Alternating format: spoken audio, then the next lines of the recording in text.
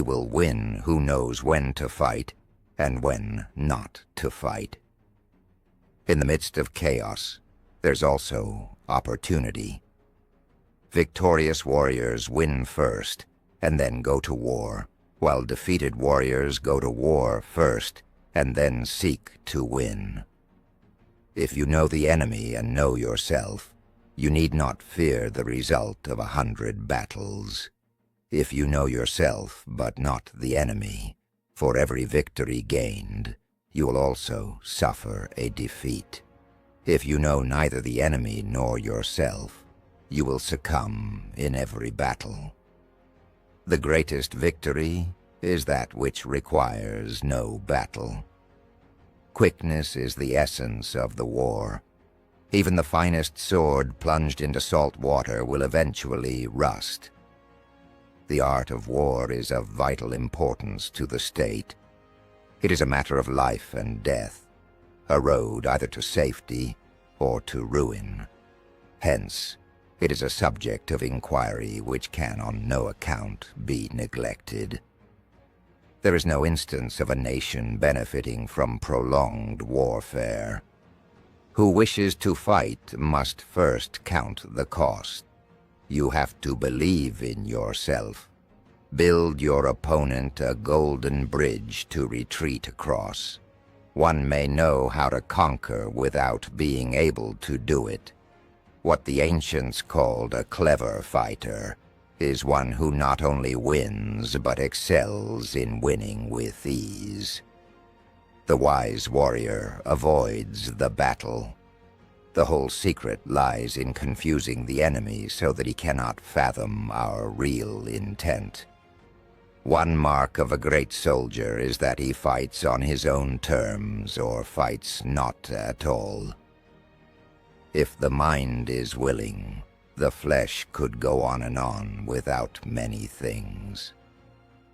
He who is prudent and lies in wait for an enemy who is not, will be victorious. Anger may in time change to gladness. Vexation may be succeeded by content. But a kingdom that has once been destroyed can never come again into being, nor can the dead ever be brought back to life. There are roads which must not be followed, armies which must not be attacked, towns which must not be besieged, positions which must not be contested, commands of the sovereign which must not be obeyed. Attack is the secret of defense. Defense is the planning of an attack. Great results can be achieved with small forces. Opportunities multiply as they are seized. If quick, I survive. If not quick, I am lost. This is death. To secure ourselves against defeat lies in our own hands. But the opportunity of defeating the enemy is provided by the enemy himself. Bravery without forethought causes a man to fight blindly and desperately like a mad bull. Such an opponent must not be encountered with brute force, but may be lured into an ambush and slain. Wheels of justice grind slow, but grind fine.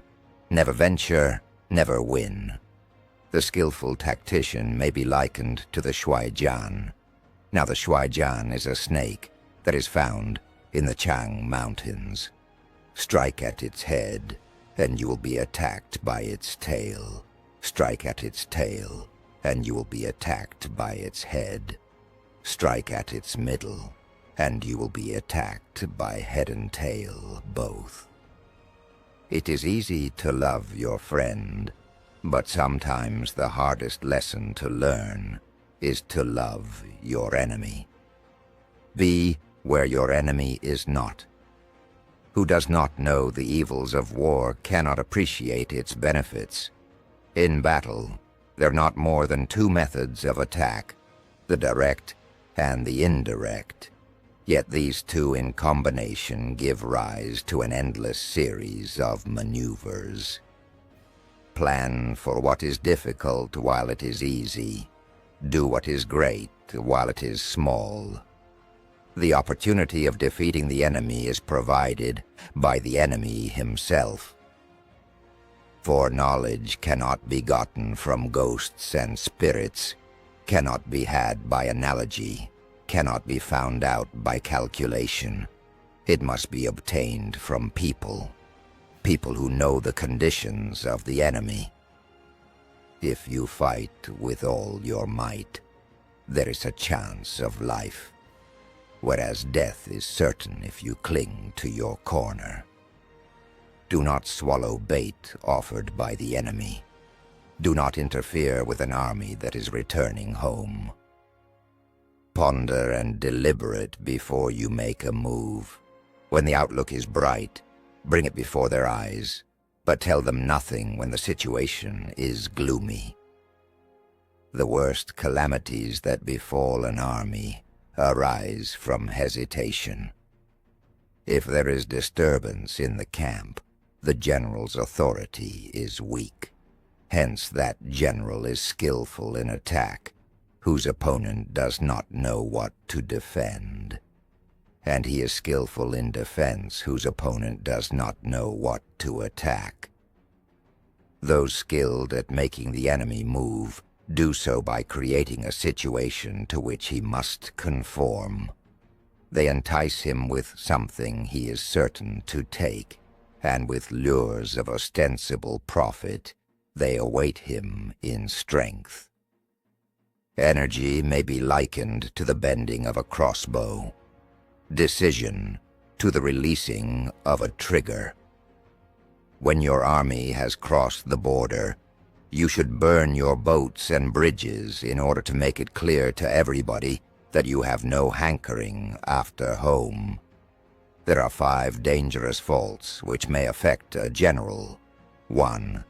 Recklessness, which leads to destruction. 2. Cowardice, which leads to capture. 3. A hasty temper, which can be provoked by insults. 4. A delicacy of honor, which is sensitive to shame. 5. Of over-solicitude for his men, which exposes him to worry and trouble. We cannot enter into alliances until we are acquainted with the designs of our neighbors. Rewards for good service should not be deferred a single day. Begin by seizing something which your opponent holds dear. Then he will be amenable to your will. If words of command are not clear and distinct, if orders are not thoroughly understood, then the general is to blame. But if orders are clear and the soldiers nevertheless disobey, then it is the fault of their officers. If his forces are united, separate them. Move not unless you see an advantage. Use not your troops unless there is something to be gained. Fight not unless the position is critical. The general who advances without coveting fame and retreats without fearing disgrace, whose only thought is to protect his country and do good service for his sovereign, is the jewel of the kingdom. It is only the enlightened ruler and the wise general who will use the highest intelligence of the army for the purposes of spying, and thereby they achieve great results. If soldiers are punished before they have grown attached to you, they will not prove submissive, and unless submissive, then will be practically useless. If, when the soldiers have become attached to you, punishments are not enforced, they will still be unless. Convince your enemy that he will gain very little by attacking you. This will diminish his enthusiasm. To fight and conquer in all our battles is not supreme excellence.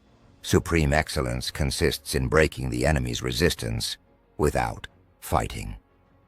Let your plans be dark and impenetrable as night, and when you move, fall like a thunderbolt. All warfare is based on deception.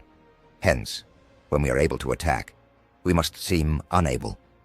When using our forces, we must appear inactive. When we are near, we must make the enemy believe we are far away. When far away, we must make him believe we are near. If your opponent is temperamental, seek to irritate him, pretend to be weak, that he may grow arrogant. If he is taking his ease, give him no rest. If his forces are united, separate them. If sovereign and subject are in accord, put division between them. Attack him where he is unprepared. Appear where you are not expected. To know your enemy, you must become your enemy. Thus we may know that there are 5 essentials for victory. 1.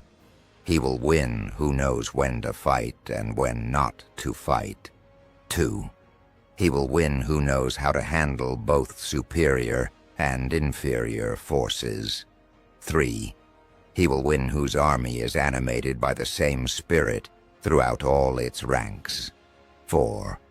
He will win who, prepared himself, waits to take the enemy unprepared. 5. He will win who has military capacity and is not interfered with by the sovereign. Treat your men as you would your own beloved sons, and they will follow you into the deepest valley. When the enemy is relaxed, make them toil. When full, starve them. When settled, make them move. So in war, the way is to avoid what is strong and strike at what is weak. To win 100 victories in 100 battles is not the acme of skill. To subdue the enemy without fighting is the acme of skill. Be extremely subtle, even to the point of formlessness. Be extremely mysterious, even to the point of soundlessness. Thereby, you can be the director of the opponent's fate. Thus the expert in battle moves the enemy and is not moved by him. Water shapes its course according to the nature of the ground over which it flows. The soldier works out his victory in relation to the foe whom he is facing. The supreme art of war is to subdue the enemy without fighting. Appear weak when you are strong, and strong when you are weak. When one treats people with benevolence, justice, and righteousness, and reposes confidence in them, the army will be united in mind, and all will be happy to serve their leaders.